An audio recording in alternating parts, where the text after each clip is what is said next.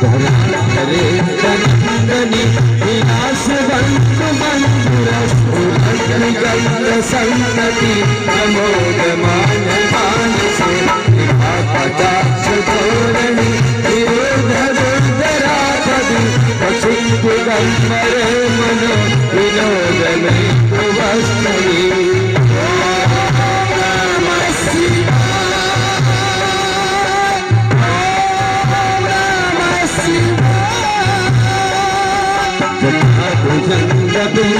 बिंदरस्फुरत्मला मणिप्रभा कदम्बकाक्षिदं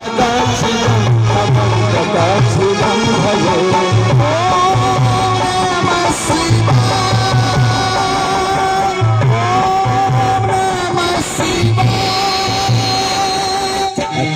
सर्वमंगला कला कदम्ब मंजरी प्रसन्नवाहमाधुरी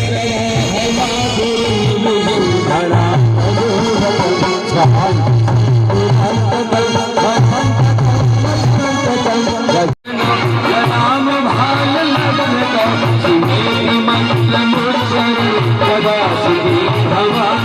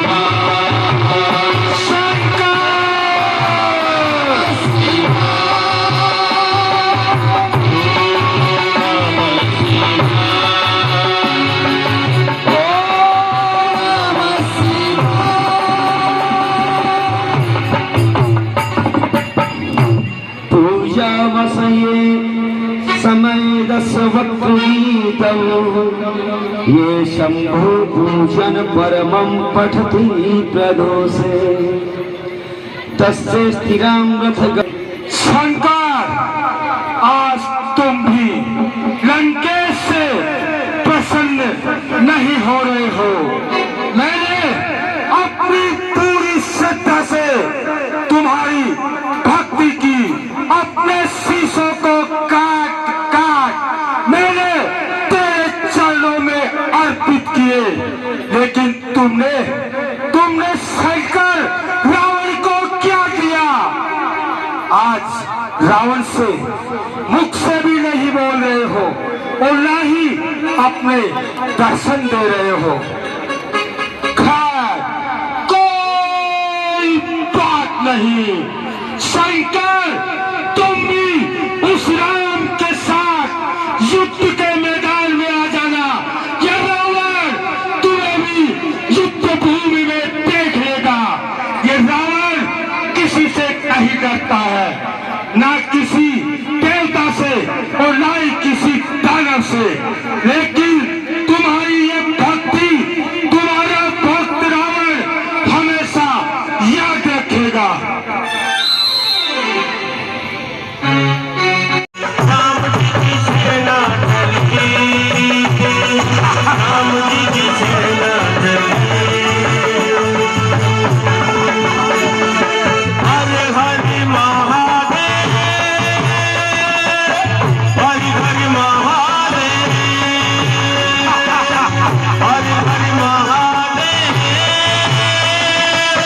हरे हरे महादेव। उसके बाद रावण के पुतले का दहन किया जाएगा। हरे हरे महादेव।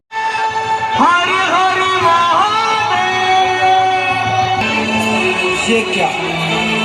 आप कृपया बैठ जाए, आप शांति बनाए रखें, आप बैठ जाए। अभी कुछ लीला और बाकी है, अभी इस कारण तुम मेरे वास्तविक रूप को देख पा रहे हो।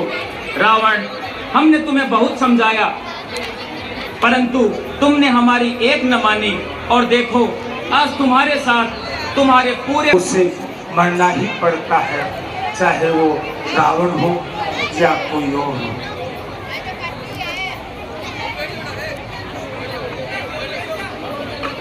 रावण एक महान पंडित, एक महान राजा, एक महान योद्धा था। ऐसा पंडित, ऐसा राजा और ऐसा योद्धा अब होने की कोई संभावना नहीं है। अतः भाई तुम जाओ और रावण से कुछ शिक्षा ग्रहण करो।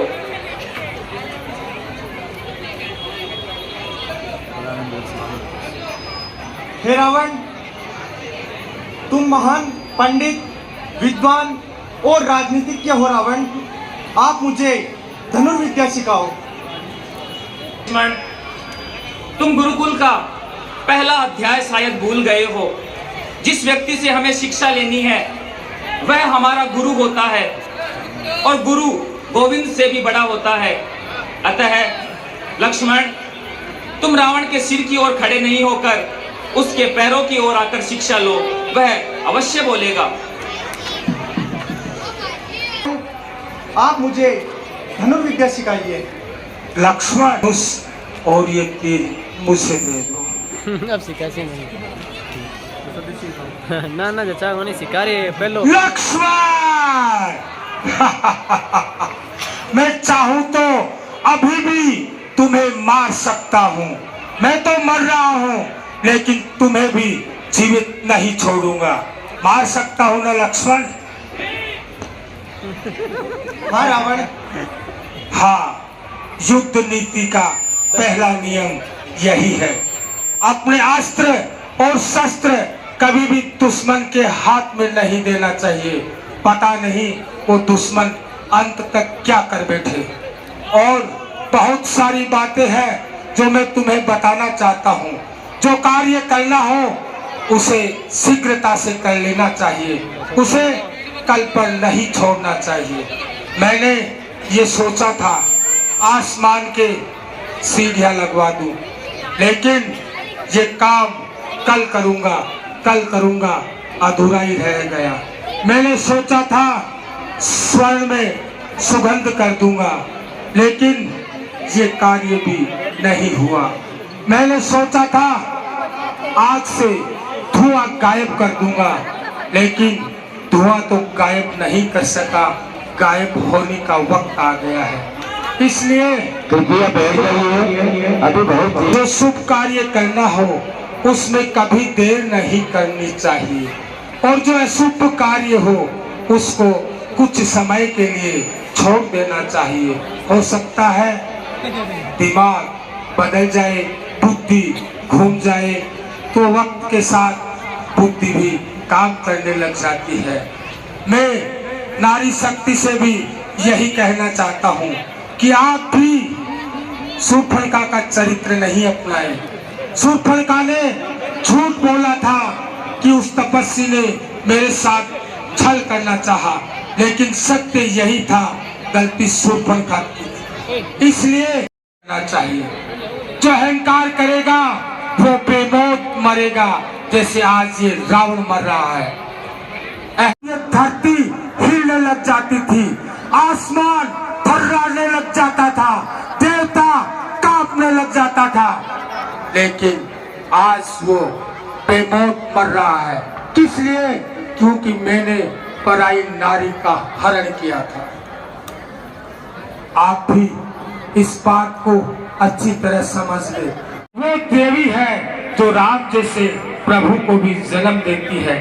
उस नारी शक्ति को ये लंकेश प्रणाम करता है।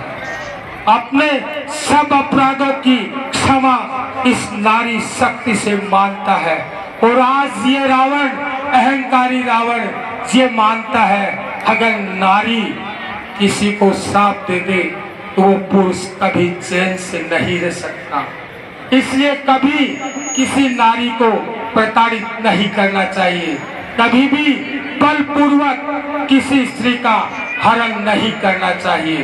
एक सबसे बड़ी बात जो मैं आपको बताना चाहता हूँ, राम मेरे सामने किसी प्रकार से मेरे योग्य नहीं है।